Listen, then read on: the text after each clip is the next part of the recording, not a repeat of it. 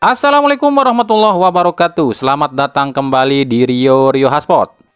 Wakil Ketua Umum PSSI Zainuddin Amali memberikan keterangan soal hasil rapat Esko PSSI. Menurut Amali, ada beberapa hal yang dibicarakan dalam rapat Esko tersebut, tapi belum menemui titik terang. Untuk urusan pelatih timnas pun belum menemui titik terang. Sintayong dipastikan aman sebab kontraknya masih ada sampai 2024 atau usai Piala Asia. Tapi untuk Bima Sakti, Indra Syafri, dan Frank Wormuth belum menemui titik terang. Menurut Amali, para anggota Esko PSSI masih mempertimbangkan apakah tetap memakai jasa para pelatih yang ada saat ini atau berspekulasi mencari pelatih-pelatih baru. Di sisi lain, Amali pun menjawab soal Kevin Dick dan Tom Hay yang diisukan akan dinaturalisasi dalam waktu dekat ini. Menurut Amali, saat ini PSSI stop dulu untuk urusan naturalisasi pemain. PSSI masih berupaya untuk menyelesaikan proses naturalisasi Ragnar Uratmangun. Setelah urusan Ragnar ini selesai, barulah yang lain akan dipikirkan. Apalagi Sintayong sendiri mengaku nggak terlalu membutuhkan pemain yang berposisi back sebab sudah menumpuk. Yang dibutuhkan Sintayong adalah striker, gelandang, dan kiper. Maka nama-nama seperti Ragnar Uratmangun, Ilyas Alhaf, Delani Ladan, Navarun Fur, Jel Tepal, dan Jim Kroiku tengah dalam pantauan tim PSSI. Iyalah, masa back mulu sih, kapan nyerangnya? Di sisi lain, Sintayong pun kemungkinan akan kehilangan dua pemain jelang Piala Asia. Mereka adalah Hernando Ari, kiper Persebaya yang cedera engkel, dan Rahmat Irianto dari Persib yang juga cedera engkel. Untuk Rian sih nggak masalah ya, sebab masih banyak pemain di lini tengah. Tapi untuk Hernando ini yang bikin STY sedikit pusing, sebab Nando andalan utama saat ini di timnas. Berbagai nama pun coba ditawarkan pada STY, tapi belum dipastikan siapa yang akan dipilih. STY tetap ingin Nando pulih. Sementara untuk Persib sendiri belum mau melepas Teja Pakualam dengan alasan kebutuhan tim. Tapi itu pun lantaran belum adanya surat panggilan dari PSSI untuk Teja Pakualam.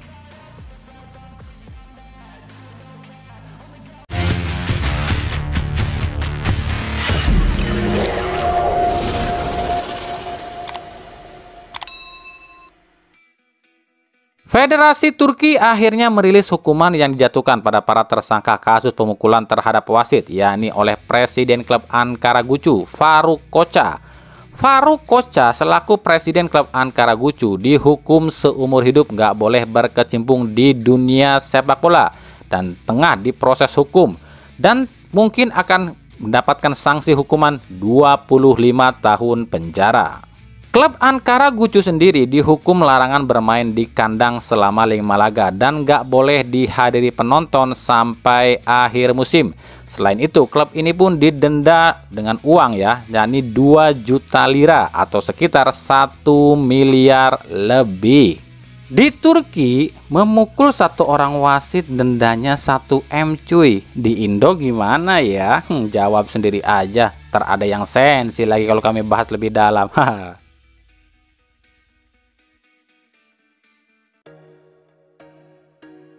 Di jendela transfer lalu, mungkin banyak yang masih merasa aneh. Kok mau sih Arema melepas Almeida ke Persija? Apa nggak rugi tuh? Tapi ternyata sejauh ini emang Almeida belum ngasih kontribusi apapun buat Persija. Tapi beda cerita nih yang dialami PSM Madura dan Persebaya. PSM membuang William Pluim karena dianggap udah tua dan diboyong oleh Borneo FC. Emang sih 1-2 laga Pluim ini di Borneo masih kikuk. Tapi faktanya sejak datangnya Pluim ke Borneo FC, Borneo ini nggak terkalahkan loh. Sementara PSM yang membuang William Pluim, tahu sendiri kali nasibnya sekarang terseok-seok dan juga diterpa badai tunggakan gaji. Lalu ada Madura United yang entah ada angin apa justru membuang top skorernya, yakni Brandao dengan status pinjaman ke Bayangkara FC. Lalu di Bayangkara FC justru Brandao ini jadi aktor utama kebangkitan Bayangkara FC. Tapi sebaliknya justru Madura masih terseok-seok meskipun di laga terakhir bisa menang ya. Begitu juga dengan Persebaya yang melepas Z Valente dengan alasan indisipliner dan attitude yang buruk. Tapi justru Z jadi roh permainan Persik Kediri. Nah kalau Brandao masih mending ya, bisa ditarik lagi sebab cuma pinjaman. Lah kalau PSM dan Persebaya, nyesel nggak tuh lepas pemain kemarin?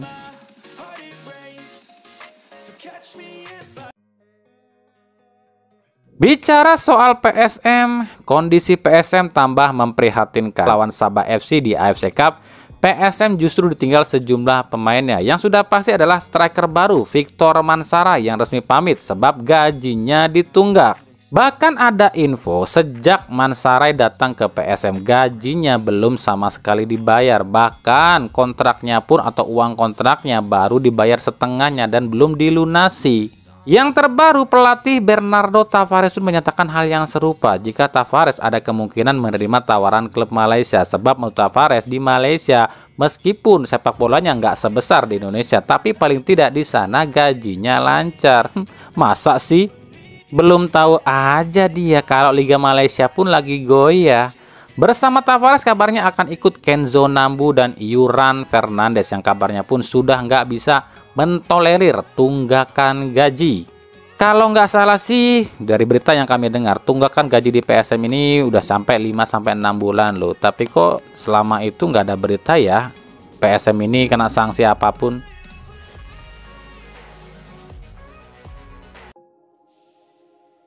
Dari Persib Bandung, ini banyak banget yang nanya, Bang kenapa Siro, Ezra, dan Klok ini nggak dibawa ke Bali? Oke, kita luruskan ya. Berdasarkan pernyataan Boyan Hodak sebelum berangkat ke Bali, Hodak mengatakan gak ada satupun pemain yang absen di laga ini kecuali Irianto yang masih cedera.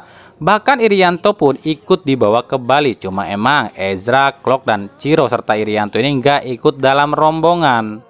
Ezra dan Maklok ini udah berangkat duluan ke Bali sebab Ezra dan Maklok ini emang rumahnya di Bali. Sementara Siro kabarnya sih ada urusan dulu di keluarganya tapi nanti nyusul sama Irianto. Gitu yang kami tahu, bukan Siro, Ezra, dan Klok ini nggak dibawa ke Bali ya, atau nggak akan dimainkan ya.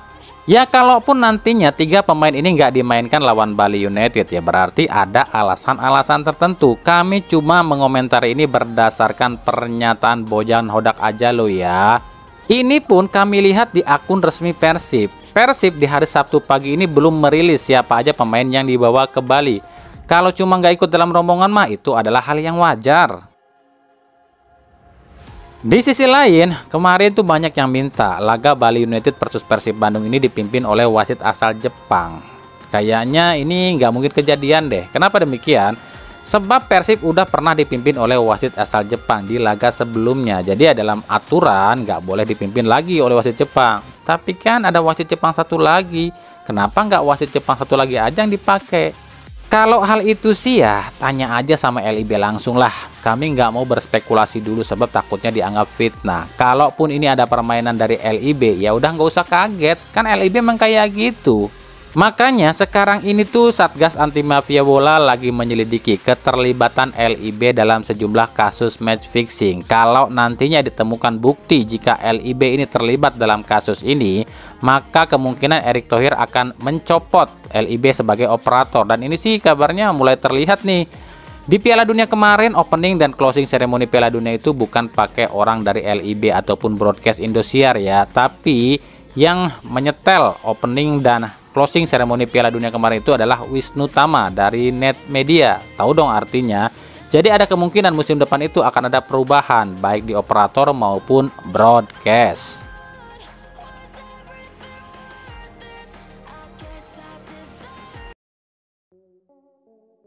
Di Liga 3 banyak yang lagi viral nih. Yang pertama mundurnya tim Mitra Kukar. Padahal tim ini tuh tim tua tanah air loh.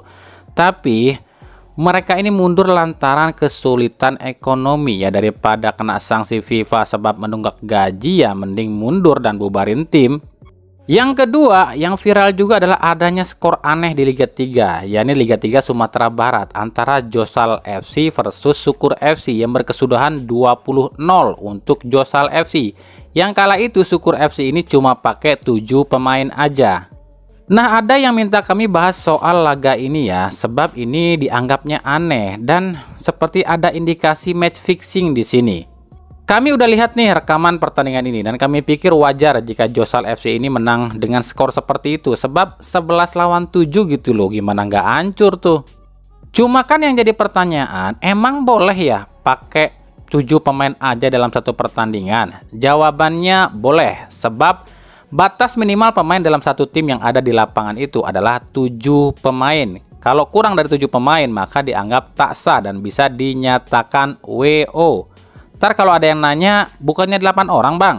Enggak, 8 orang itu kalau misalnya nih ya, dari 11 pemain di lapangan itu ada 3 orang kena kartu merah langsung atau akumulasi kartu kuning, itu baru dianggap kalah.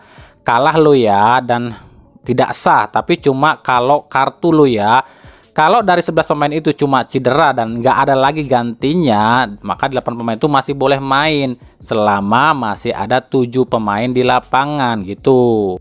Kami pribadi nggak tahu alasan Syukur FC ini cuma pakai 7 pemain. Apakah para pemainnya ini cedera atau emang udah nggak ada pemain lain? Kalau Syukur FC ini nggak punya pemain lain, kenapa dibolehin ikut main di Liga 3? Sebab syarat pendaftaran Liga 3 itu kalau nggak salah ya, tiap tim ini wajib mendaftarkan minimal 26 pemain dan maksimal 32 pemain. Kalau dibilang ya daripada nggak main terus dianggap WO dan didenda sama PSSI, ya nggak gitu juga. Karena pasti harus ada alasannya dong kenapa tim ini tiba-tiba cuma ada 7 pemain. Lagi-lagi di sini kami pikir sepak bola kita ini emang lagi sakit. Klub-klub emang sedang sangat kesulitan ekonomi. Klub mau ikut kompetisi nggak cukup modal, nggak ikut kompetisi pun mereka udah keluar duit buat modal. Inilah pentingnya pengelolaan sepak bola yang baik dan benar. Federasi jangan cuma melihat yang di Liga 2 dan 1 aja, tapi lihat yang liga di bawahnya juga. Tim-tim Liga 3 dan 2 ini kan sebagian besar masih mengandalkan dana APBD. Tapi itu pun kalau klub itu diakui oleh pemerintah daerah setempat dan memenuhi syarat untuk mendapatkan dana dari APBD. Nah, kalau klub-klub lokal ya otomatis dari dana pribadi dong.